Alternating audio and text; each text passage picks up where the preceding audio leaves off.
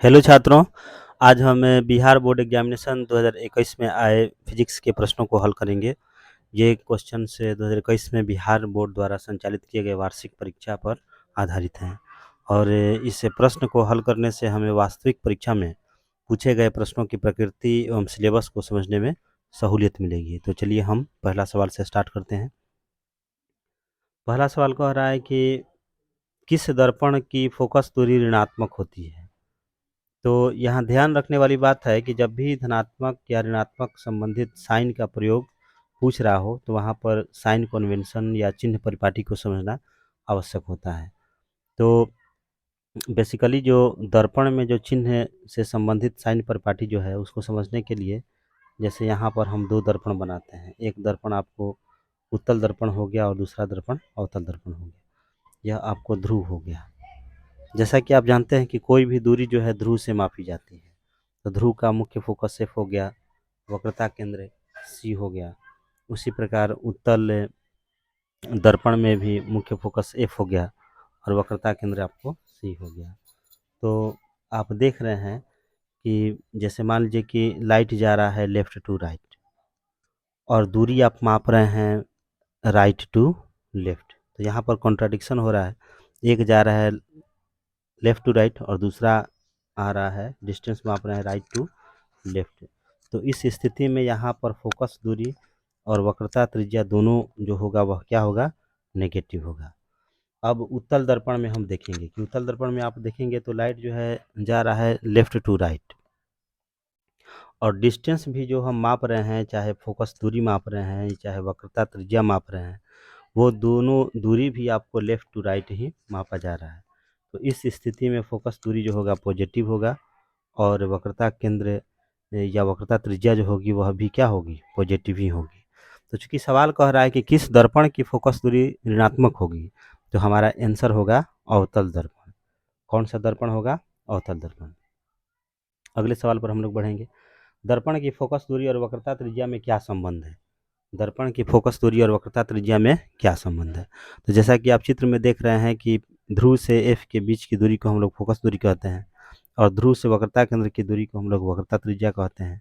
क्योंकि P F और F C दोनों आपस में बराबर होता है, मतलब कि आर जो है वह 2f के बराबर है, इसीलिए f is equal to R बटे में 2। फोकस दूरी त्रिज्या की क्या होती है, आधी होती है। तो ऑप्शन में आप देख लीजिए यह कहाँ पर इस तरह का संबंध है।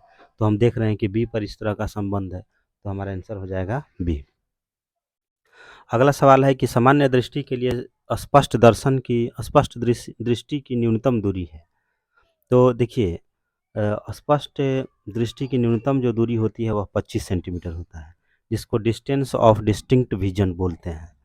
तो कहने का मतलब कि हमारी आँख की जो न्यूनतम क्षमता है, जितनी दूरी पर हम लोग हमारी आँख जो है स्पष्ट रूप से कोई वस्तु को देख पाती है, वह उसका 25 सेंटीमीटर होता है।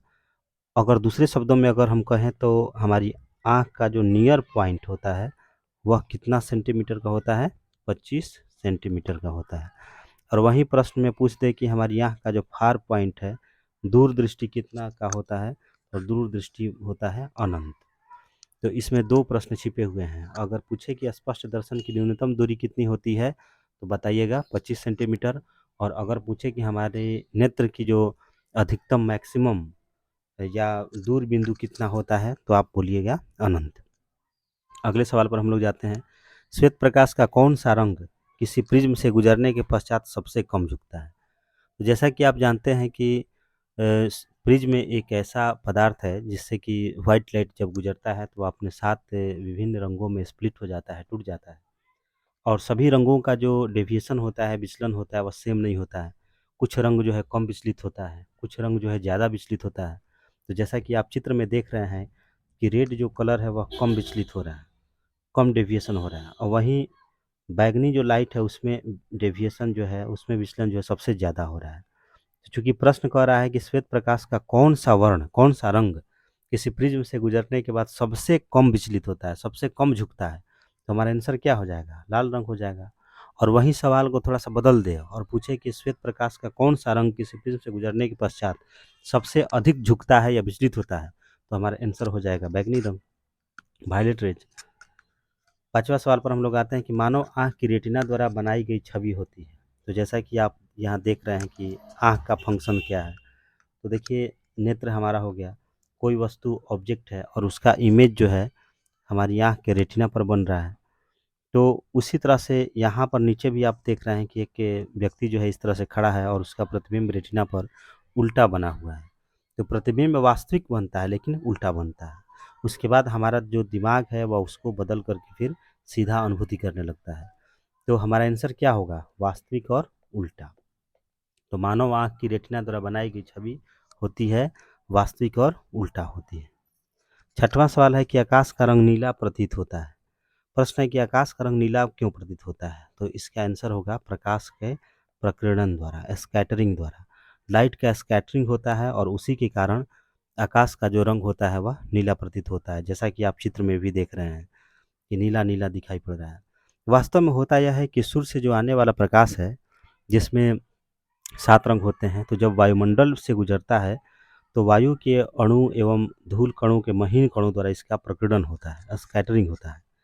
और चूंकि बैंगनी व नीले रंग के प्रकाश का जो प्रकीर्णन होता है वह लाल रंग के प्रकाश की अपेक्षा लगभग 16 गुना अधिक होता है। अतः नीला व बैंगनी प्रकाश चारों ओर बिखर जाता है।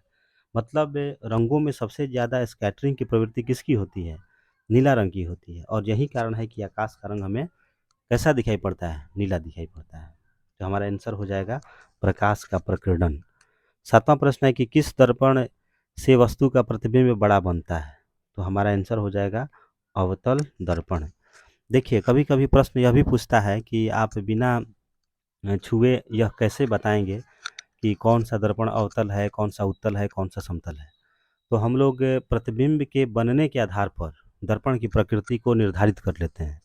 अगर प्रतिबिंब जो है बिंब के समान है, समान दूरी पर बनता है, तो हम मानते हैं कि वह समतल दर्पण है। अगर प्रतिबिंब जो है बिंब से बड़ा है, आवर्धित है, तो हम मानते हैं कि वह कौन-सा दर्पण है? अवतल दर्पण है। और उसके विपरीत यदि बिंब जो है प्रतिबिंब की जो ऊँचाई है या प्रतिबिंब का जो आकार है, वह बिंब से डिमिनिश होता है, छोटा होता है, तो हम मानते हैं कि वह कौन-सा दर्पण है? उत्तल दर्पण है। तो चूँकि प्रश्न में दिया हुआ है कि किस दर्पण से वस्तु का प्रतिबिंब बड़ा बनता है, मतलब आवर्धित बनता है, तो आंसर हमारा हो जाएगा अवतल दर्पण। 8वें सवाल पर हम लोग चलते हैं। निम्नलिखित में से कौन-सा लेंस निकट दृष्टि दोष को दूर या ठीक करने के लिए उपयोग किया जाता है? तो देखिए निकट दृष्टि दोष में, जिसको हम लोग अंग्रेजी में मायोपिया भी कहते हैं, तो निकट दृष्टि दोष एक प्रकार का दृष्टि दोष है जिसमें निकट की वस्तु अच्छी दिखाई पड़ती है, लेकिन दूर की वस्तु हमें दिखाई नहीं पड़ती है, तो इसको निकट दृष्टि दोष कहा जाता है।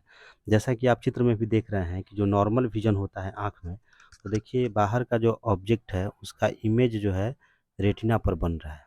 यह स्वस्थ आँख की निशानी है। लेकिन जब आँख डिफेक्टिव हो जाता है, चाहे वह निकट दृष्टि दोष से प्रभावित हो या दीर्घ दृष्टि दोष से प्रभावित हो, तो उसमें वह आँख से पर जो प्रतिबिंब है रेटिना पर नहीं बन पाता है। उससे या तो आगे बनेगा नहीं तो पीछे बनेगा। तो यहाँ देख रहे हैं कि मायोपिया की कंडीशन में जो इमेज है वह दर्पण से इधर पीछे बन रहा है। दर्पण दर्पण कह रहे हैं बल्कि निकट जो रेटिना है उससे आगे देखिए इधर बन रहा है। इतना डिस्टेंस पर आगे बन रहा है। तो उसको दूर करने के लिए हम लोग, जैसा कि दूसरे फिगर में भी दिखाया गया है, अवतल लेंस का प्रयोग करते हैं। तो अवतल लेंस क्या करता है कि उसकी स्थिति को फिर उसी सही पोजीशन पर ला देता है, मतलब कि रेटिना पर ही हमारा प्रतिबिंब बनने लगता है। तो कहने का मतलब यह है कि निकट दृष्टि दोष को दूर करने के लिए हम लोग अवतल लेंस का प्रयोग करते हैं। आंसर हमारा हो जाएगा सी। 9वां सवाल है कि निम्नांकित में से कौन उपकरण विद्युत धारा की उपस्थिति को दर्शाता है? तो देखिए विद्युत धारा की उपस्थिति को दर्शाने वाला इसमें बहुत से ऑप्शंस दिए हुए हैं। गैल्वेनोमीटर है, मोटर है, वोल्टमीटर है, जनरेटर है। तो सही आंसर होगा गैल्वेनोमीटर। देखिए गैल्वेनोमीटर को धारा मापी भी कहा जाता है और यह एक प्रकार का आमीटर ही होता है। तो यह किसी परिपथ में धारा की उपस्थिति का पता करने के लिए प्रयोग किया जाता है। मतलब आप कह सकते हैं कि थोड़ा-सा भी इलेक्ट्रिकल अगर प्रवाह होता है, उसमें इलेक्ट्रिक प्रवाह होता है तो उसमें डिफ्लेक्शन उत्पन्न हो जाता है और ये हमें बता देता है कि उसमें धारा जो है प्रवाहित हो रही है। तो चित्र में आप देख रहे हैं कि धारावाही धारामापी इस तरह से इसकी रचना होती है, इस तरह से दिखाई पड़ता है। अगला सवाल 10वां सवाल है कि विभवांतर का एसआई मात्रक क्या है? विभवांतर मतलब पोटेंशियल डिफरेंस। तो विभवांतर का एसआई मात्रक आपका वोल्ट होता है। कोई से पूछेगा या प्रश्न आएगा कि विभवांतर का एसआई मात्रक क्या होता है, तो आपका जवाब क्या होगा? वोल्ट। जैसा कि देखिए समझाने के लिए आपको यहाँ पर एक चित्र हम लगा दिए हैं, उसमें दर्शाए हैं कि पोटेंशियल डिफरेंस, चूँकि 2 आप टैंक देख रहे हैं, लगभग पोटेंशियल डिफरेंस की जो पोजीशन है वह लगभग वाटर से भी तुलना किया जा सकता है। तो उसमें देख रहे हैं कि दोनों का लेवल सेम है, तो दोनों का लेवल सेम होने के कारण कहीं भी प्रवाह नहीं होगा, या तो टैंक ए से न बी में जाएगा पानी, न बी से ए में जाएगा। तो वहाँ पर कहा जाएगा कि पोटेंशियल डिफरेंस जो है वह ज़ीरो है, कहीं पर भी पोटेंशियल डिफरेंस नहीं है। तो यही हाल है इलेक्ट्रिसिटी में भी, क्योंकि इलेक्ट्रिसिटी का जो गमन होता है वह हाई पोटेंशियल से लो पोटेंशियल में होता है। पानी का भी जो गमन होता है वह हाई पोटेंशियल से लो पोटेंशियल में होता है। क्योंकि पानी में देखिए जहाँ पोटेंशियल ज़्यादा है, टैंक ए का पोटेंशियल जो है वह ज़्यादा है टैंक बी से, तो यहाँ पर पोटेंशियल डिफरेंस क्रिएट हो गया। तो अब जब भी पानी जाएगा तो टैंक ए से टैंक बी की ओर जाएगा, हाई पोटेंशियल से लो पोटेंशियल की ओर जाएगा। तो विभवांतर को मापने के लिए उसका एसआई मात्रक जो है वह क्या है? वोल्ट है। तो इस तरह से हम लोग आज बिहार बोर्ड में आए हुए 2021 के प्रश्नों को हल किया, और उसके बाद जो और कुछ प्रश्न बचा हुआ है फिजिक्स का उसको हल करेंगे। और इसके साथ-साथ हम लोग बहुत सारे जो अभी तक जितने भी प्रश्न आए हुए हैं बिहार बोर्ड में, उन सबको हल